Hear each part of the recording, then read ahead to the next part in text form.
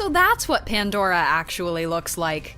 James Cameron's Avatar is one of the most visually stunning films ever made. But what does it look like without all the CGI? The animators have taken what the actors are doing and gone even beyond that. Neytiri lives a pretty unique lifestyle as one of the Na'vi on the planet of Pandora. One of the things that we see Neytiri partake in is drinking water from a leaf. But because director James Cameron loves to rely on technology innovation, the way that the scene was actually filmed without CGI may surprise you. Zoe Saldana was required to work with a gray plastic contraption to model as the leaf, while holding a water bottle covered in duct tape to simulate water coming from the tape. We guess that's why they call it movie magic. It's the most high-tech film in terms of its execution. You may or may not have had an awkward kiss in your life, but it probably wasn't as awkward as it was for Sam Worthington and Zoe Saldana when they had to kiss as Jake and Neytiri while filming Avatar. While in the movie itself, with all the added CGI, the scene plays out romantically. Without all the CGI, Worthington and Saldana had to kiss with their motion capture jumpsuits and with green dots all over their face, so that the motion capture on their characters' CGI bodies would be accurate and more real. We created a manually operated gimbal rig that they could balance on. One of the most exciting action scenes in all of Avatar was definitely the flying Banshee. Obviously, a lot of CGI was needed to be done to bring the Banshee to life, as there's no living, real-world counterpart to the creature. In order to capture Jake flying on the Banshee, Sam Worthington was required to fly on the back of a moving plastic structure, where he'd be flung around with wires, all while wearing the motion capture suit. Honestly, we think we'd just prefer the ride at Disney World that seems a bit more comfortable. See them flying these things, they are working hard. It's always intense whenever anybody in a movie yells, but when a blue-skinned alien like Neytiri yells, it's even more powerful. You will never be one of the people! Despite the goofy motion capture getup and the silly plastic Na'vi ears, Saldana was still able to be quite intimidating on set. Layers of additional CGI were added in order to make Neytiri and the rest of the Na'vi look even more real in the film. You definitely wouldn't want to tick Neytiri off. I at least have no idea that I'm wearing this. I feel like I'm blue and I'm 9 feet tall.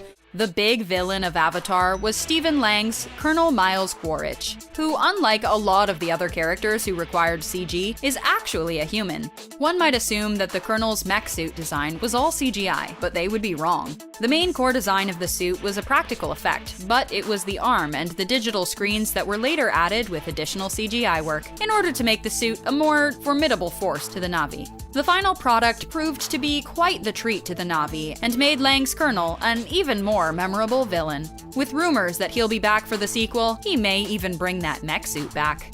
Oh yeah, who's bad? That's right. One of the first dangerous creatures that Jake encounters in the jungles of Pandora is the fierce Thanator. While the Thanator is quite intimidating on screen, the creature wasn't much to look at before the CGI was added. In fact, before the CGI was added, standing in for the Thanator was a red tennis ball on a long gray stick held by a crew member. In order for the actors to go on cue, the crew member holding the Thanator's stand-in would lunge at them. Life on Pandora would likely be much easier if all the Na'vi had to worry about was a tennis ball on a stick.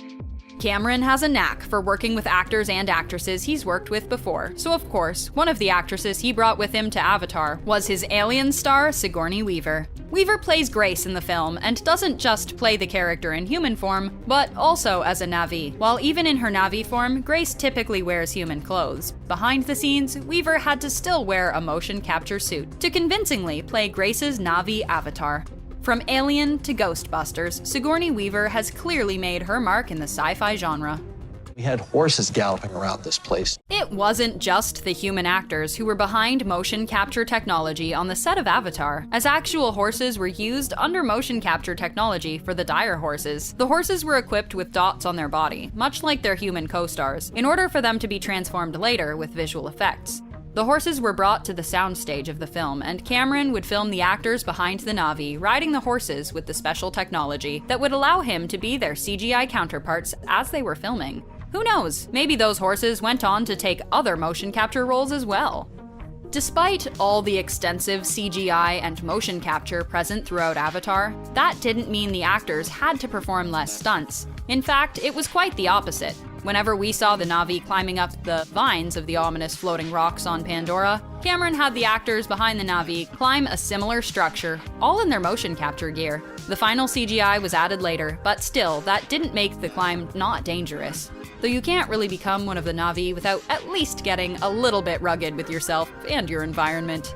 Motion capture wasn't always available when capturing scenes with the Na'vi, especially when they shared the screen with the human characters. When recording the scene where Jake first wakes up in his Na'vi form, Cameron filmed the actors playing the human doctors working around an empty gurney. Behind the lens of Cameron's camera, he was able to see the CGI character. We went to Kauai, we went way up in the mountains, and we acted out the scenes. Before the motion capture work was done for Avatar, Sam Worthington and Zoe Saldana filmed without their suits, half naked in Hawaii. This would be done in order so James Cameron could know how to plan all their scenes that would need motion capture, such as the bow and arrow scene. The Tree of Voices is perhaps one of the most gorgeous-looking set pieces in all of Avatar, but behind the scenes and without the CGI, that sacred tree wasn't much to look at. In fact, the trees were mainly just pieces of rope that were used to simulate the long leaves and branches of the trees that Neytiri would present to Jake. The final CGI would be added into the production later. To say these stunt guys, I mean, they gave us their all. The Na'vi clearly have a different culture than what we're used to, and Cameron wanted to display some of the tribal customs of the main tribe in the film. The group of 4 actors may not have had the biggest roles in the film, but that didn't mean their work wasn't difficult. These actors ultimately had to memorize a tribal dance of the Na'vi in all their motion capture suits. Now that's true commitment to the craft.